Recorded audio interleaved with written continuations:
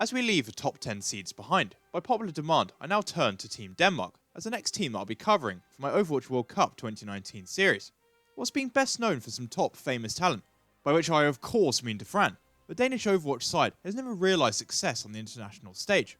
Last year saw their best performance to date, as in 2018 they finished third in the Bangkok qualifier, behind China and Australia, which saw them fall just short of making BlizzCon. But at least they managed to beat Australia, while also running China and Sweden very close as well. Previously, however, these qualification events for the 2017 and 2016 World Cups had seen Denmark uncompetitive and near the bottom of the pack, so its recent improvement is notable. I don't know if Defran went for the community lead or not, but he didn't get it, with Keller SR being voted in, alongside Cav, a head coach, and returning Hugos, a general manager. As far as I'm aware, the team has held tryouts, but these haven't been broadcast publicly, and they haven't given us a player shortlist on their Twitter, so I've tried my best to make sure all the top Danish talent have been accounted for when putting together my 7-man roster, but please let me know if you think I've majorly left someone out.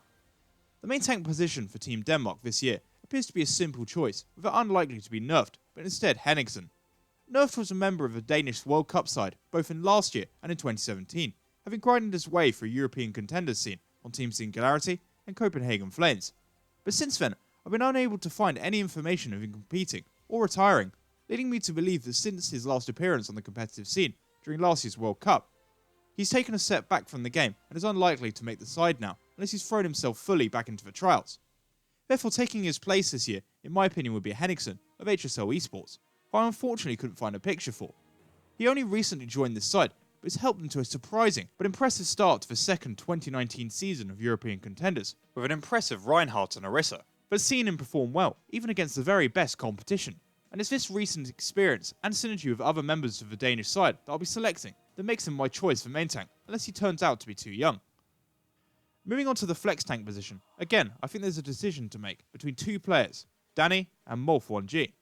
Just like at the main tank position, it seems appropriate to start with the player that represented Denmark at last year's World Cup, with Danny, who fortunately turns 18 just in time to be eligible.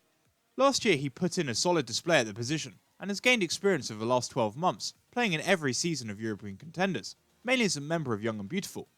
That said, following his success with the side through contenders trials at the beginning of 2019, he left the team, and to my knowledge is still unsigned. What makes his position interesting is that he was replaced on Young and Beautiful by Molf1G, who again, like Henningsen, I couldn't find a picture for.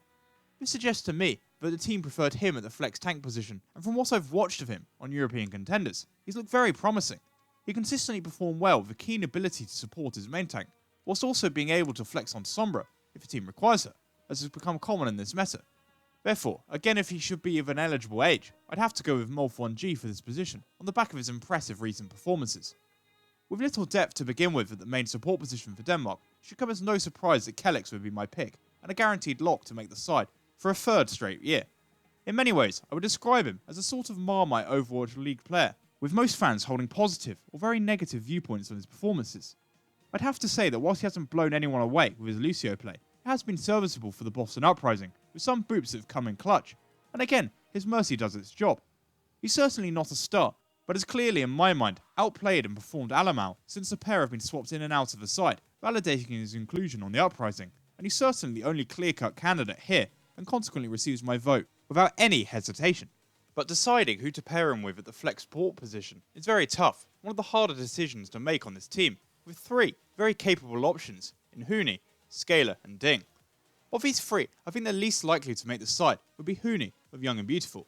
His end has been serviceable in Contenders Europe, but hasn't blown me away, and considering the clear difference in recent experience between him and the others, I'd have to say that he misses out.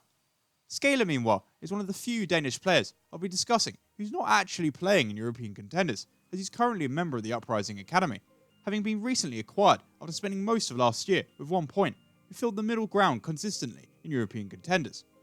He is both good Ana and Zenyatta, and appears to have more of an ability to clutch during teamfights that's helped the Uprising Academy to a solid start this season, which makes him a more likely pickup of Huni. But I think I'd just edge my pick towards Ding of HSL Esports. As I mentioned earlier with Henningsen, HSL Esports have been performing really well so far this season, and Ding has certainly contributed towards his success with a consistent string of strong performances. I managed to catch his recent match against Team Gigante, who are right now the strongest team in Europe, and on a number of occasions he was able to pop off and clutch to keep the series very competitive, despite ending up losing. with an ability to play both Ana and Zen well, alongside the fact he would be retaining his synergy, and also Kelix from the 2018 World Cup, and Henningsen from HSL Esports. He'd have to be my pick at the flex support position. This just leaves us to fill out the DPS trio that will make up my final 3 spots of my 7-man Danish roster. I can already tell that I'm going to get comments regarding this below, but in this instance, I'll be excluding both Defran and Craggy. Yes, they made appearances in the past, Defran in 2016 and Craggy in 2017, and Defran was involved in Stage 1 of the Overwatch League, as well as making an appearance at the recent Atlanta homestand. But given the success and enjoyment the pair is getting out of streaming, as well as the fact that Denmark is not guaranteed to make BlizzCon and has a tougher challenge on their hands to get through the qualifiers, it seems unlikely that the pair will want to be involved, but of course if they said otherwise, I'd be willing to reconsider my options here. Regardless, one player who certainly will be returning to the side is Shax. Now an Overwatch League player on the LA Valiant, Shax has been the breakout star of Stage 3, with an incredible Sombra that was key in handing the Vancouver Titans their first regular season loss and helping the Valiant in making the Stage 3 playoffs.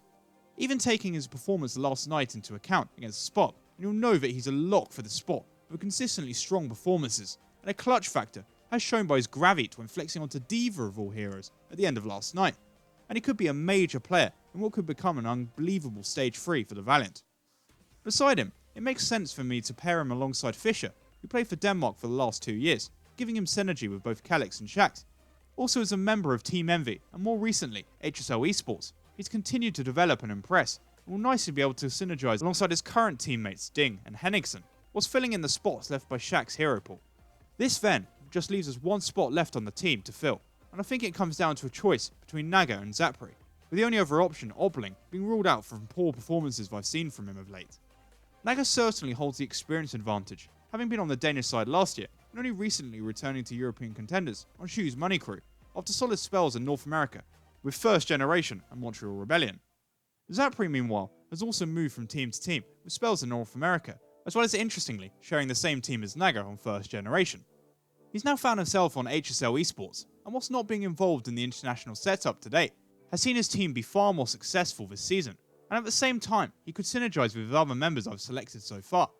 This is a tough decision to make, given how little I have to go on, and I could easily see both players making the side, but given this roster has primarily been made up of successful HSL Esport roster, it makes sense from a synergy and teamwork point of view for me to go with Zapri as my final option, but let me know who you guys would choose yourselves. So to quickly summarise, my 7-man roster for Team Denmark will include Henningsen at main tank,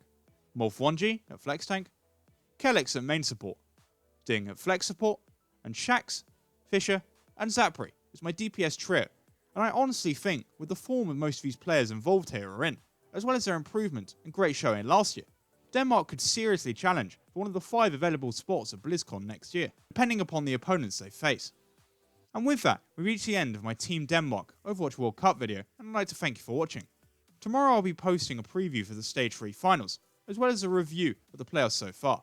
So if you enjoyed and don't want to miss out, please like, subscribe, and follow me on Twitter. There's continuing Overwatch World Cup coverage and content, and I hope you enjoy the rest of your day.